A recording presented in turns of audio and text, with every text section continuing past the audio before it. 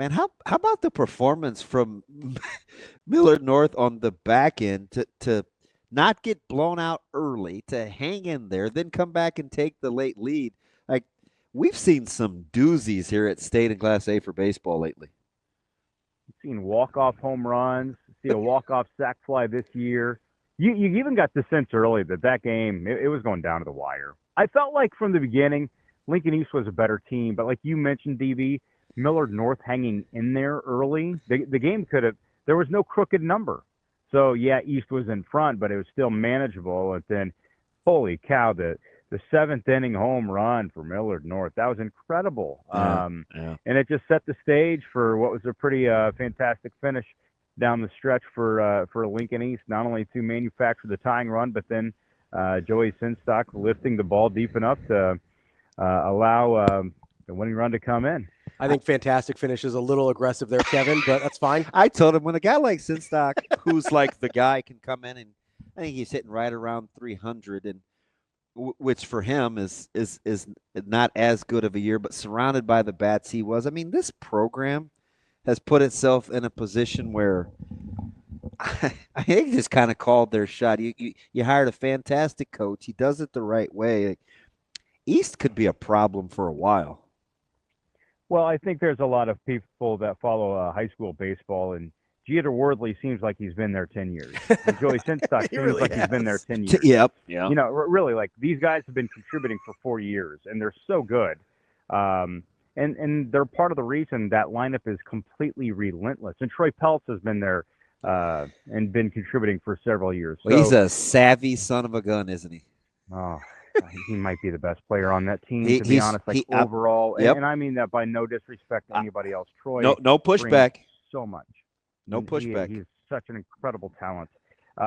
So the folks that maybe have Lincoln East fatigue from the outside because of these guys, and it's just really hard to beat them.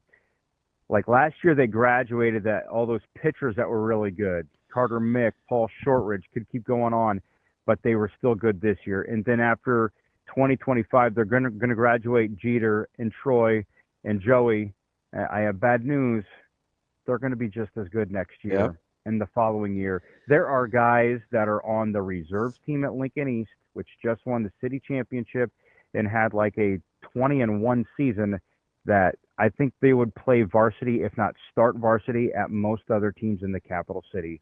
The program is just chock full of talent from top to bottom. There are some really good ball players that people don't even know about that are going to step right up and I think make Lincoln East the favorite. I don't want to say in Class A, but definitely the best team in Lincoln. And I don't think that opinion is going to change over the next 5 years. Man, so Kevin, I wonder, because it seems pretty recent, even though, like you said, it does feel like those guys have been there forever. It seems pretty recent that Lincoln East has sort of turned this thing around. I know when I was kind of coming up in the early mid 2000s that Lincoln East athletics in general were sort of struggling.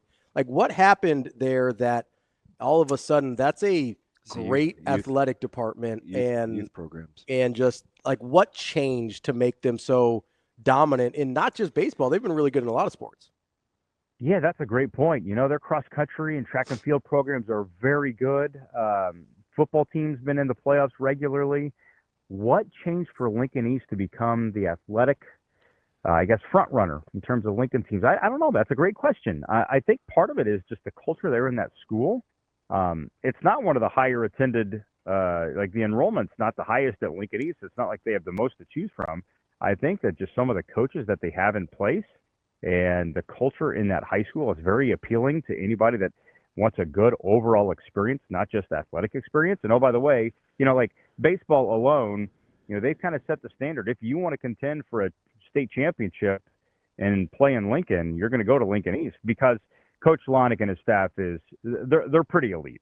And once they get the train rolling. So, for instance, my son went to the Lincoln East baseball camp after one of their big breakout years. And that first day of camp, there were like 80 kids running around absolutely everywhere.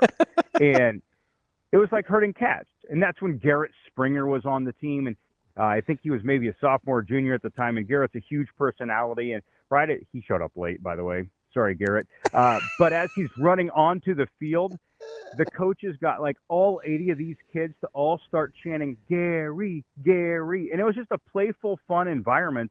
So I think that the program just started to kind of sell itself.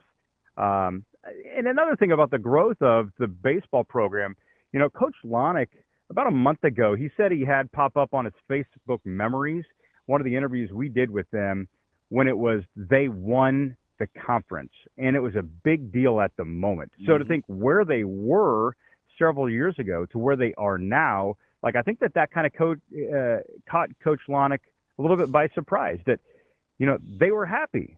They won a conference title, and they knew they had something going, and now they are regularly contending for state championships and winning state championships 2 out of the past 3 years. Yeah, you're around baseball all the time, so I love having these conversations with you because it's arguably my favorite sport. And we were talking about Nebraska baseball, and I kept hearing the whole, that it took X and Y to happen against Michigan State, and I'm thinking to myself, the whole sport is predicated on managing failures, right? I mean, anytime you do something a third of the time and you're considered great, it's about managing failures. Like baseball is just a difficult sport, and sometimes you have to catch some breaks to make these kinds of runs. I probably should be saying more about Nebraska seizing the opportunity than lamenting on misplaying a fly ball in right field.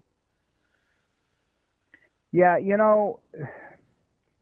I think people that aren't ingrained in baseball, they look at that and they maybe kind of scoff at the Big Ten championship. Their season should have been done on Tuesday night. Yeah, it should have. But if you look at the actual game of baseball, how many times do you see a pitch right on the corner not get called a strike? It extends the at-bat, and then the guy barrels up a 2-run home run. Happened to Florida State and Tennessee last year. Not that I remember that very specifically, but game 1, Florida State had that thing wrapped. They got a no call on third strike, and then the first-round draft pick, the kid that hit like 800 against them, just roped another double into the gap, and that's ball game. Tennessee wins the College World Series. They should have lost the first game. Sorry that you got so passionate about that, Robbie. Sorry, I don't know why I remember that really specifically or anything. But right, or somebody makes an error at first base in a tight moment, and it extends the inning. So we're gonna bring up Buckner now too, huh? Gosh, I just need to shut up. I feel like I'm getting you a little worked up at 8:30 in the morning. But it's just a hard sport, man. It is. This is baseball. There is just this crazy thin line in which something can go in one direction or the other. And for Nebraska, did they catch a break? Absolutely. But things like that happen in this very wildly but lovable sport. Nebraska got the break. They ended up running with it. And even though they had a little gift on Tuesday night, they still had to come out and win on Saturday morning. And I would argue that win against Oregon, they played so unbelievably well. That might have been the best game they've played this season and under Will Bolt. Like, they played a really good team. They pitched it well. They hit it well. They had momentum. They had the crowd. And I was as impressed as I could remember out of a Will Bolt team on Saturday when Nebraska took out the Ducks. So how do you think we'll look back? And it's a little soon depending on what Drew does, but a guy that in Cristo that it came in, the COVID year draft, it was tough. The rounds were shortened. It's this, it was that, and got off to a shaky start, then kind of battled back, then a little shaky start, then kind of battled back. Like, quietly, he's kind of strung together some tough innings, and he's become kind of the guy that can put out fires. Like, bring him in, 2 on, 1 out. Like, he's kind of that guy now. Like, how do you look at kind of the evolution of not just him on the field, but him battling what's happened emotionally to get to where he is on the field? Yeah, I mean, this is complex. Drew Cristo, Nebraska career, a little bit EKG, right? Ups, downs, a lot in between. He didn't have to come back this year, decided to come back this year, wanted to leave his mark, as this final season. And, I think that still the shining moment for Drew Cristo in a Nebraska uniform was last year's Big Ten tournament in the run that they went on. Because they had to win 5 games. They needed somebody to step up pitching-wise to go on the heater that they went on in Omaha, and Drew was right there in the middle of all of that. This year, out of the pen, I guess to sum up, like my interpretation of Drew Christo, devotion is probably the first word that comes to mind. Selflessness is the other, because he has started. He has worked in the middle innings. He has worked on the back end. And here as a senior, or his final year, like he's willing to do whatever. And that ties into the devotion piece that I've seen. And the selfless part of it is like, there's more baseball ahead for Drew Christo. He doesn't have to be playing college baseball, but he wanted to, and it means something to him to wear the Nebraska jersey. And I think that he has a very special bond with Will Bolt and Rob Childress. And I think that that's maybe kind of lost in the sauce with Drew is, you know, he's not a guy just chasing dollar signs. He's not a guy just chasing personal success. No, there's something deeper there that has really motivated him. And I think that it's helped carry him through all the ups and the downs of his career. And I find it very fascinating that, you know, when he was talking to the media after the selection show, he said that when he pitched in the Big Ten tournament there on Saturday, he truly did not feel like that was the last time he'd be pitching with a Nebraska uniform on. That's our guy, Kevin Sjuts, 1011 News, Lincoln. Kevin, appreciate the time as always, even though you accidentally snuck a couple jabs in there for me. It's okay. Nah, that was incidental. I did not mean to do that. That's not how I roll. No, I know. Hopefully you can get over it. It's okay. Kevin, are you playing this weekend? We're in Denver this weekend. Oh, nice. So, Goodness. I'll be watching Chapel Hill from further west of Lincoln. Now, I know they play good volleyball in that state. How's the baseball? It's different than going south. Okay. Let's just say that. Like when you go south, it's only harder. okay. When you go it's only laterally, okay. When we go to Des Moines, when we go to Quad Cities, when we go to Denver, like everything's fairly comparable. So, but man, the tournament we're going to, there's a team from New Mexico there. And it's like a 4-state represented tournament. I hate that. I hate that.